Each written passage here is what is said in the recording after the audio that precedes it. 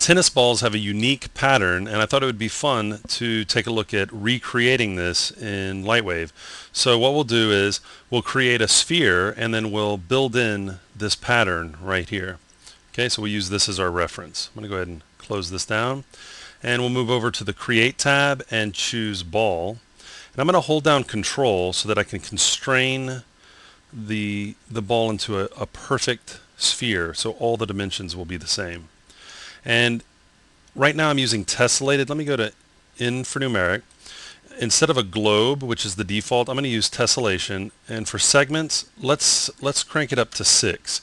Of course, the higher the segments, the more polygons we'll be working with, and the denser the mesh. But we'll work with 6, and depending on how close you need to get to the object, will determine how many segments you're going to want.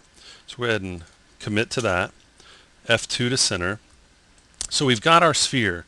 Now all we need to do is cut in that pattern. So what I'm going to do is move to layer 2 and drop layer 1 in the background. Come over to the disk tool, and right here at the center, I'm going to hold down Control to constrain, and I'm going to create a disk.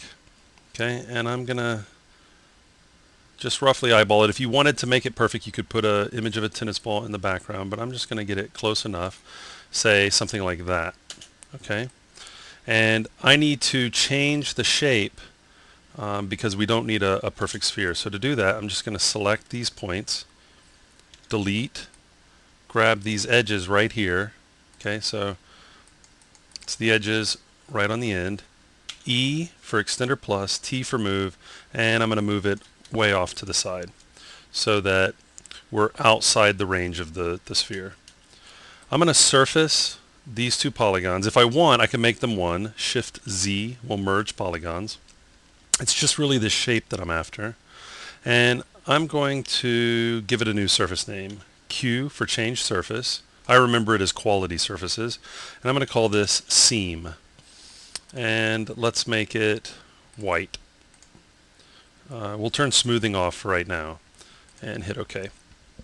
So now with that in the background, or actually it's in the foreground, I'm going to swap layers so that I've got that in the background now. I'm going to move over to Construct, Drill, and we're going to use the Z-axis because we're facing down the Z. And for the operation, we'll use Stencil, and for the surface, let's stencil on Seam. Okay, and we'll hit OK.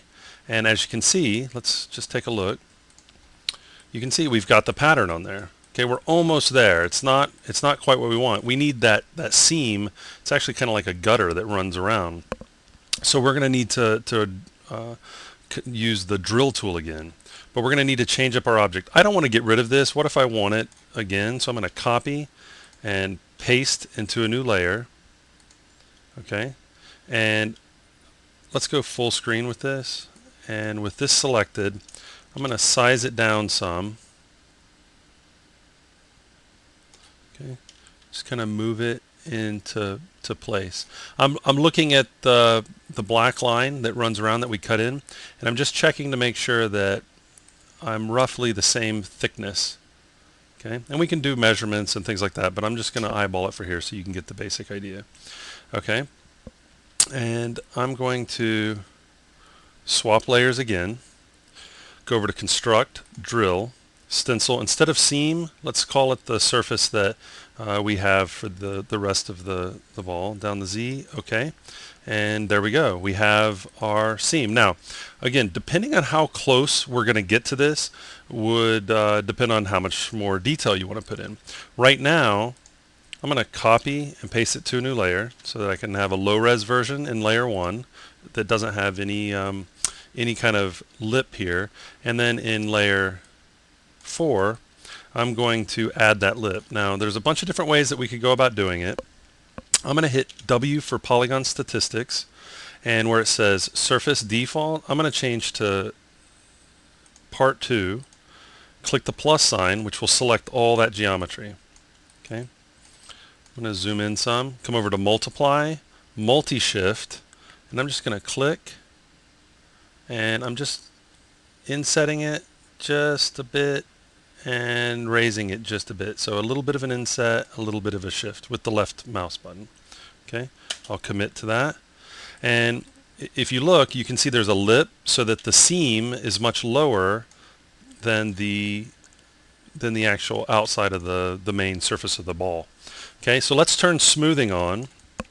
Now that we have this, I'm going to come over to, actually, you know what? Let's give it a real surface name. W, part 2 doesn't sound very, very good. So Q, and we're going to call this ball base.